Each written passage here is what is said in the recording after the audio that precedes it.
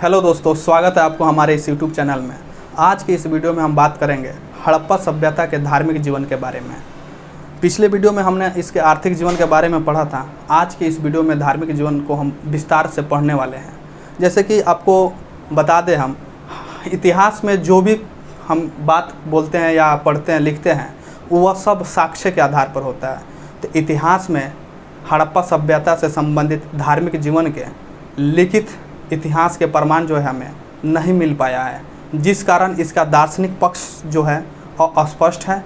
और व्यवहारिक पक्ष में जो हड़प्पा का जब उत्खनन किया गया तो उस समय जो साक्ष्य या प्रमाण हमें मिले हैं, उसके आधार पर व्यवहारिक पक्ष से संबंधित कुछ तथ्य हैं जो मैंने लिख रखा है, जो हड़प्पा सभ्यता के धार्मिक जीवन में इसकी मान्यता थी।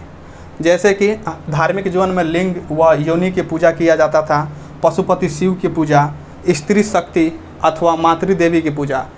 हड़प्पा सभ्यता के धार्मिक जीवन में लोग प्रेतवाद को भी मानते थे और यज्ञ वेदी व अग्निकुंड संबंधित कर्मकांड भी करते थे, वृक्ष पूजा भी करते थे, पशु पूजा भी करते थे। बलि प्रथा का भी हमें प्रमाण मिला हुआ है। तंत्र मंत्र व जादू टोना से भी हड़प्पा सभ्यता के लोग नहीं बच पाए थे। तो अब हम बात करेंगे, जैसे कि अलग अलग धर्म के अलग अलग मान्यताएं होती हैं। यदि हिंदू धर्म की बात करें तो हिंदू धर्म में प्रकृति की उत्पत्ति जो है देवादिदेव महादेव। महादेव किसे कहते हैं दोस्तों? महादेव हिंदू धर्म में शिव को कहते हैं। तो देवादिदेव महादेव के पुरुष रूप और माँ शक्ति के स्त्री रूप के मिलन के परिणाम स्वरूप हुआ है, जिसमें हम उसके कुछ प्रमाण मिले हैं। उसके आधार पर हड़प्पा सभ्यता के धार्मिक जीवन को पढ़ते हैं। जैसे कि लिंग व योनि की पूजा हड़प्पा सभ्यता में किया जाता था। तो मोहनजोदड़ो, हड़प्पा और लोथल जैसे कुछ क्षेत्रों से हमें कुछ पूरा अवशेष मिले हैं, जिसकी साम्यता जो है लिंग व योनि से की जाती है। इसी के आधार पर हम यह बात कह पाते हैं कि हड़प्पा समाज के लोग जो हैं लिंग व योनि की पूजा करते थे। उसी प्रकार से पशुपति शिव की पूजा, मोहनजोदड़ो से जो है एक मुहर से पशुपति शिव के समान एक आकृति मिला है, जिसका संबंध जो है जॉन मार्शल ने आदि शिव के रूप में बताया है। वहीं स्त्री शक्ति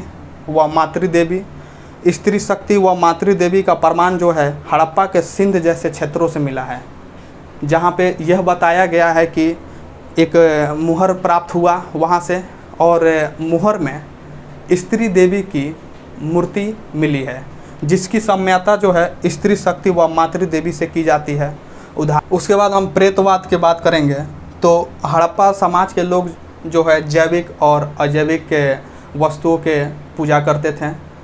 उसी प्रकार यज्ञ वेदी व अग्निकुंड, कालीबंगा और लोथल से अनेक प्रकार के यज्ञ वेदी व अग्निकुंड के प्रमाण हमें मिले हैं, जिससे यह हम कह पाते हैं कि हड़प्पा सभ्यता के लोग जो है यज्ञ वेदी व अग्निकुंड से संबंधित कर्मकांड भी करते थे।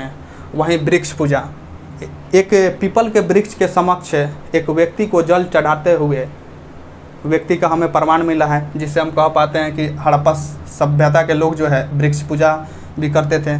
पशु पूजा में डब पक्षी और कुबड़ वाले बैल को लोग धार्मिक जीवन से संबंधित अपने जोड़ते हैं। बलि प्रथा, एक वृक्ष के सामने एक पशु का बलि देने का प्रमाण जो हमें मिला है, जिससे हम बलि प्रथा का प्रचलन भी हड़प्पा सभ्यता के लोग के धार्मिक जीवन में करते हैं। तंत्र मंत्र व जादू टोना, हड़प्पा सभ्यता में तंत्र मंत्र व जादू टोना का भी प्रचलन था, जिसमें हमें ताबीज व गंडों का प्रमाण मिला है। इसी प्रकार से जब भी हमें हड़प्पा सभ्यता के धार्मिक जीवन की बात हो तो ये महत्वपूर्ण जो बिंदु है उसको ध्यान में रखना है। अगर आप चाहें तो इसको स्क्रीनशॉट ले सकते हैं। इससे संबंधित किसी प्रकार के किसी भी एग्ज़ाम में आप जब क्वेश्चन लिखना हो तो बस इतने ही पॉइंट को अगर आप विस्तार से चर्चा कर दें जितना मैंने बताया है, तो बहुत अच्छा आप उत्तर लिख पाएंगे। इतना ही नहीं, हड़प्पा सभ्यता के अनेक स्थलों से स्वास्तिक चक्र, सूर्य व चंद्र जैसे आकृतियों के प्रमाण भी हमें मिले हैं। जैसे कि दोस्तों आपको बता दें, इतिहास में जो है मैंने पहले भी कह रखा है कि इतिहास जो है साक्ष्य और प्रमाण के आधार पर चलता है।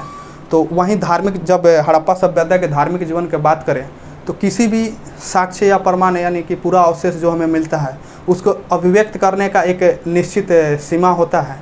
तो हड़प्पा सभ्यता में जो धार्मिक जीवन के जो साक्ष्य हमें मिले हैं इसकी भी एक निश्चित सीमा है, जिसके कारण हम इसका धार्मिक जीवन को जो है स्पष्ट रूप से नहीं दिखा पाते हैं।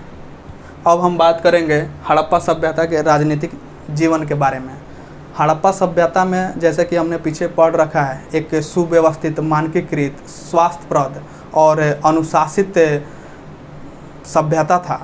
तो जैसे कि हमने पढ़ा कि गणमान्य लोग के लिए अलग व्यवस्था किया जाता था और सामान्य जो गण होते थे उनके लिए अलग व्यवस्था था। नाले और रोड जो है एक सुव्यवस्थित था, जिसमें इसको कंट्रोल करने के लिए, इसको सही ढंग से चलाने के लिए कोई ना कोई शासन व्यवस्था तो होता ही होगा, लेकिन इसका प्रमाण हमें नहीं मिला है जिसके आधार पर हम यह बात कह पाते हैं कि हड़प्पा सभ्यता के राजनीतिक जीवन जो है अस्पष्ट है। धन्यवाद दोस्तों, मिलते हैं नेक्स्ट वीडियो में एक नेक्स्ट टॉपिक के साथ। तब तक के लिए जय हिंद, जय चंपारण।